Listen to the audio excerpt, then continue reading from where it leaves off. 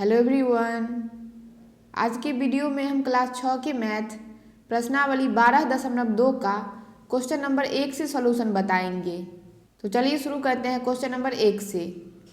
तो question number 1 में है साहचर्य नियम, यानी इस नियम के आधार पर क्वेश्चन दिया हुआ है। तो क्वेश्चन में दिया हुआ है तीन संख्याओं 15, 28 और 14 के योग पर विचार कीजिए। हम यह योग दो प्रकार से प्राप्त करते हैं। तो 15, 28 और 14 का योग दो प्रकार से किया जाता है और यहाँ पे दोनों प्रकार से जोड़ करके दिया गया है। तो पहला के ए में है हम पहले 15 और 28 को जोड़कर 43 प्राप्त करते हैं। पहले 15 और 28 को जोड़ा गया है। तो 15 और 28 को जोड़ेंगे तो 8, 5, 13 का 3 हासिल 1, 2, 1, 3, 1, 4। तो कितना आ गया? 43 आ गया। उसके बाद है और 43 में 14 जोड़कर कुल योग 57 प्राप्त करते हैं और इस 43 में हम 14 जोड़ देंगे। तो देखिए कितना प्राप्त होता है, 4, 3, 7, 4, 1, 5। 43 में 14 हम जोड़े तो आ गया 57। तो ये हो गया पहला प्रकार।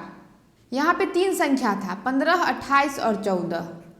तो पहले क्वेश्चन में था 15 और 28 को जोड़कर 43 प्राप्त करते हैं। तो यहाँ पे देखिए 15 और 28 को जोड़े तो 43 प्राप्त हुआ। उसके बाद था 43 में 14 जोड़कर कुल योग 57 प्राप्त करते हैं। फिर 43 में हम 14 जोड़ दिए तो 57 प्राप्त हुआ। ये पहला प्रकार हुआ। अब दूसरा देखिए क्या है। दूसरा है हम पहले 28 और 14 को जोड़कर 42 प्राप्त करते हैं। अब हम पहले 28 और 14 को जोड़ेंगे। पहले वाले में हम 15, 28 को जोड़े थे। अब हमको जोड़ना है 28 और 14। तो 28 और 14 को जोड़ना है। 8, 4, 12 का 2 हासिल 1, 2, 1, 3, 1, 4। तो 28 और 14 को जोड़े तो आया 42। उसके बाद है और फिर इसे 15 में जोड़कर कुल योग 57 प्राप्त करते हैं। फिर इसमें हमें 15 जोड़ना है। तो देखिए 15 जोड़ते हैं, 5, 2, 7, 4, 1, 5। तो कितना प्राप्त हुआ? 57 प्राप्त हुआ। उसके बाद है इस प्रकार 15 जोड़ 28 जोड़ 14 बराबर 15 जोड़ 28 जोड़ 14 हुआ। यानी हम दोनों प्रकार से जोड़ेंगे तो आंसर सेम आएगा। तो पहले 15, 28, 14 में पहले वाले दो संख्या को जोड़ दिया गया, यानी 15 जोड़ 28। इसको कोष्ठ में बंद किया गया है। उसके बाद क्या बच गया? 14 बच गया। इस दोनों को जोड़ने के बाद इसमें हम 14 जोड़ देंगे। तो ये पहला तरीका हुआ। दूसरा तरीका देखिए क्या है। दूसरा में हम पहले वाली संख्या को बाहर निकाल देंगे, जोड़। अब दूसरा और तीसरा संख्या बच गया और दूसरी और तीसरी संख्या को हम कोष्ठ में बंद कर देंगे, 28 जोड़ 14। तो इस तीनों का योग इस तीनों संख्या के बराबर होगा। तो कोई भी तीन संख्याओं को हम दो तरीके से जोड़ सकते हैं और इसे साहचर्य नियम भी कहा जाता है। यानी हम पहले वाले दो संख्याओं को जोड़ करके तीसरी संख्या में जोड़ देंगे। उसके बाद हम पहले वाली संख्या को छोड़ देंगे और बाद वाले दो संख्याओं को उसमें जोड़ देंगे पहले वाली संख्या से। तो इसे हम साहचर्य नियम कहेंगे। उसके बाद देखिए क्वेश्चन में क्या कह रहा है। उसके बाद क्वेश्चन में है इस गुण को चर ए, बी और सी का प्रयोग करते हुए एक व्यापक रूप में व्यक्त कीजिए। यानी कि इस साहचर्य नियम को चर के रूप में दिखाना है और चर में हमें ए, बी और सी लेना है। ए, बी और सी। तो पहले हम क्या करते हैं, पहले वाले दो संख्याओं को कोष्ठ में बंद कर देंगे, कोष्ठ में बंद करके जोड़ देंगे। तो पहले इसमें क्या है? ए और बी है। तो ए और बी को जोड़ देंगे और इसको कोष्ठ में बंद कर देंगे और बच गया सी। तो इन दोनों चरों को जोड़ने के बाद जो तीसरा चर है उसको हम इसमें जोड़ देंगे। तो ए प्लस बी जोड़ सी हो जाएगा। तो हम एक तरीके से जोड़ लिए और दूसरा तरीका देखिए क्या है। दूसरा वाले में हम क्या करेंगे, पहले वाले चर को हम वैसे ही छोड़ देंगे। तो पहले है ए, इसको हम वैसे ही छोड़ देंगे, जोड़। उसके बाद हम बाद वाले दोनों चरों को कोष्ठ में बंद कर देंगे, यानी कि दोनों को कोष्ठ में जोड़ेंगे। तो लिखेंगे बी प्लस सी, यानी कि इसका योगफल और इसका योगफल एक दूसरे के बराबर होगा। तो ये हो गया योग का साहचर्य नियम। तो पहला प्रश्न में हमें तीन चरों को साहचर्य नियम के रूप में दिखाना था और चर के रूप में प्रयोग करना था ए, बी और सी। तो इस प्रकार से हम साहचर्य नियम को दिखा दिए। तो पहला प्रश्न हो गया समाप्त। अब हम प्रश्न 2 में चलेंगे। प्रश्न 2 है, समबाहु त्रिभुज की एक भुजा को के से दर्शाया जाता है। इस समबाहु त्रिभुज के परिमाप को के का प्रयोग करते हुए व्यक्त कीजिए। तो इसमें समबाहु त्रिभुज का परिमाप निकालना है के का प्रयोग करते हुए। तो समबाहु त्रिभुज की सभी भुजाएं बराबर होती है। जैसे यहाँ पे देखिए एक त्रिभुज बनाते हैं, तो इसमें समबाहु त्रिभुज बोल रहा है। तो समबाहु त्रिभुज का सभी भुजा बराबर होता है। मान लीजिए कि एक भुजा 3 सेंटीमीटर है, तो इसका सभी भुजा 3 सेंटीमीटर होगा। ये भी 3 सेंटीमीटर होगा, ये भी 3 सेंटीमीटर होगा, क्योंकि समबाहु त्रिभुज की सभी भुजाएं बराबर होती है। और यहाँ पे भुजा को के रूप में दर्शाना है। तो एक भुजा है के, मान लीजिए कोई भी भुजा है के, तो समबाहु त्रिभुज का सभी भुजा बराबर होता है। तो एक भुजा के है, तो ये भी के होगा, ये भी के होगा। इस त्रिभुज का कुछ नाम दे देते हैं, ए बी सी। इसमें ए बी भुजा हो गया, ए सी भुजा हो गया, बी सी भुजा हो गया। अब इसका परिमाप ज्ञात करना है, तो चलिए इसको बनाते हैं। तो लिखेंगे समबाहु त्रिभुज का भुजा बराबर के। क्वेश्चन में दिया हुआ है समबाहु त्रिभुज का भुजा है के, तो समबाहु त्रिभुज का परिमाप पूछ रहा है। समबाहु त्रिभुज का परिमाप, तो परिमाप निकालने का फॉर्मूला होता है सभी भुजाओं का योग। किसी भी चीज का परिमाप निकालना है तो हम सभी भुजाओं को जोड़ देंगे। यहाँ पे हमें समबाहु त्रिभुज का निकालना है, तो लिखेंगे समबाहु त्रिभुज का परिमाप बराबर सभी भुजाओं का योग। सभी भुजाओं का योग, तो हम सभी भुजाओं को जोड़ देंगे। के जोड़ के जोड़ के में के जोड़ेंगे तो 2 के, 2 के में 1 के जोड़ेंगे तो 3 के। तो इसका परिमाप कितना निकल जाएगा, 3 के। या फॉर्मूला ऐसे भी लिख सकते हैं, जैसे कि इसमें 3 भुजा है, तो हम लिखेंगे 3 गुना भुजा। 3 भुजा है तो हम लिख दिए 3 गुना भुजा। अब देखिए 3 गुना भुजा, देखिए क्या है, भुजा है के, और इसका सभी भुजा बराबर होता है, तो भुजा की जगह पे क्या लिख देंगे, के। तो 3 को के से गुना करेंगे तो कितना होगा, 3 के होगा। तो आप ये भी फॉर्मूला देख के बना सकते हैं, या सबसे अच्छा लिख देंगे सभी भुजाओं का योग। जितना भी भुजा है सबको जोड़ करके यहाँ पे लिख देंगे। तो क्वेश्चन नंबर 2 हो गया समाप्त। अब हम क्वेश्चन नंबर 3 में चलते हैं। क्वेश्चन नंबर 3 है, एक समषटभुज की एक भुजा को P से व्यक्त किया जाता है। P का प्रयोग करते हुए इस समषटभुज के परिमाप को व्यक्त कीजिए। तो यहाँ पे आप देख सकते हैं एक समषटभुज बनाया गया है और इसकी भुजा को P से व्यक्त किया गया है। यहाँ पे आप देख सकते हैं इसकी भुजा को P से व्यक्त किया गया है, और इस P का प्रयोग करते हुए इस समषटभुज का परिमाप ज्ञात करना है। उसके बाद इसमें दिया हुआ है एक समषटभुज की सभी भुजाएं बराबर होती है।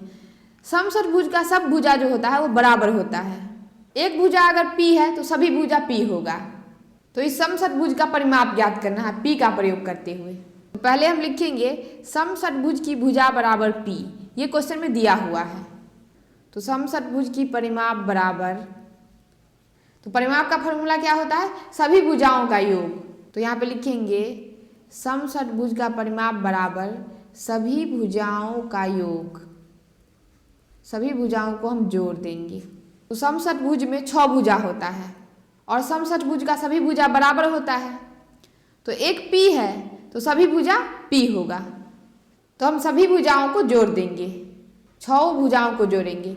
P जोड़ P जोड़ P जोड़ P जोड़ P, 1 2 3 4 5 6 भुजा है तो 6 P होगा। 1 2 3 4 5 6, तो कितना P है, 6 P। तो इसका आंसर हो जाएगा 6 P। समषटभुज का परिमाप हो जाएगा 6 P। या आप ऐसे भी फॉर्मूला लिख सकते हैं 6 गुना भुजा। 6 भुजा है तो 6 को गुना कर देंगे भुजा से, तो 6 गुना भुजा है P, तो गुना कर देंगे P से। तो 6 को P से गुना करेंगे तो कितना आएगा, 6 P। तो दोनों में से कोई भी फॉर्मूला से आप बना सकते हैं। तो क्वेश्चन नंबर 3 हो गया समाप्त। अब हम क्वेश्चन नंबर 4 में चलेंगे। क्वेश्चन नंबर 4 है, घन एक त्रिविमीय आकृति है। यहाँ पे घन बनाया गया है। उसके बाद है इसके 6 फलक होते हैं और ये सभी सर्वसम होते हैं। उसके बाद है घन के एक किनारे की लंबाई L से दी जाती है। घन के किनारे की लंबाई को L से सूचित किया गया है। तो पूछ रहा है घन के किनारों की कुल लंबाई के लिए एक सूत्र ज्ञात कीजिए। तो इसके किनारों को L से सूचित किया गया है और इसके किनारों के लिए एक सूत्र ज्ञात करना है। तो पहले देखिए घन में कितना किनारा होता है। 1 2 3 4 5 6 7 8 9 10 11 12। तो घन के किनारों की संख्या कितना है? 12 है। तो लिखेंगे घन के किनारों की संख्या बराबर 12। तो हमको पूछ रहा है घन के किनारों की लंबाई क्या होगी। तो यहाँ पे देखिए घन के किनारों की लंबाई को किससे सूचित किया जाता है। तो क्वेश्चन में है घन के एक किनारे की लंबाई L दी जाती है। तो घन के एक किनारे की लंबाई L है और किनारों की संख्या कितना है? 12 है। तो घन के किनारों की लंबाई कितना हो जाएगा? 12 गुना L बराबर 12L। किनारों की संख्या है 12 और इसके किनारों की लंबाई को L से सूचित किया जाता है। तो घन के कुल किनारों की लंबाई कितना निकल जाएगा? 12L। तो क्वेश्चन नंबर 4 हो गया समाप्त। अब हम क्वेश्चन नंबर 5 में चलते हैं। क्वेश्चन नंबर 5 देखिए क्या है।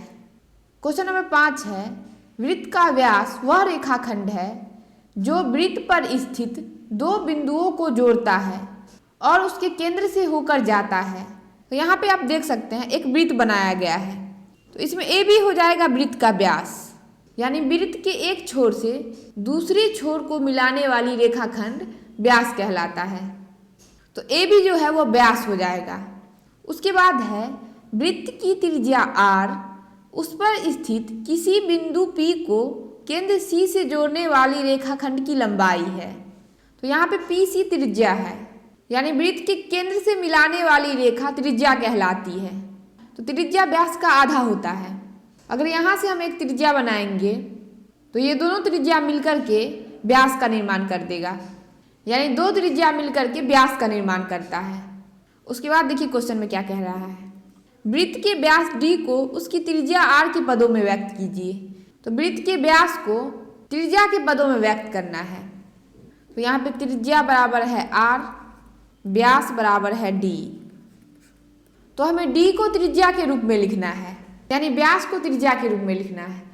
तो यहाँ पे आप देख सकते हैं ये जो व्यास है यह व्यास त्रिज्या का दुगुना होता है, यानी दो त्रिज्या मिलकर के व्यास का निर्माण करता है। यहाँ पे आप देख सकते हैं ये त्रिज्या और ये त्रिज्या, दोनों त्रिज्या मिलकर के व्यास का निर्माण करेगा। इससे स्पष्ट होता है कि व्यास जो होता है वह त्रिज्या का दोगुना होता है। तो हम क्या लिखेंगे? d बराबर 2 गुना r। त्रिज्या का दोगुना होता है, व्यास त्रिज्या का दोगुना होता है, d बराबर 2r। या ऐसे भी आप लिख सकते हैं r बराबर d/2, क्योंकि त्रिज्या व्यास का आधा होता है। यहाँ पे आप दे सकते हैं ये त्रिज्या है और इधर से एक और त्रिज्या खींच देंगे तब यह व्यास का निर्माण करेगा। तो ये व्यास का क्या है? आधा है। तो यहाँ पे देखिए क्या लिखे हैं, r बराबर d/2, यानी कि त्रिज्या व्यास का आधा होता है और हमें d को उसकी त्रिज्या के पदों में लिखना है। तो d बराबर हम क्या लिखेंगे? d बराबर 2r। ऐसे अगर समझ में ना आए तो यहाँ पे हम बटा 1 कर लेंगे। d को 1 से गुना करेंगे तो d होगा और 2 को r से गुना करेंगे तो 2r होगा। तो आंसर क्या आ जाएगा? d बराबर 2r। इस प्रकार से क्वेश्चन नंबर 5 हो गया समाप्त।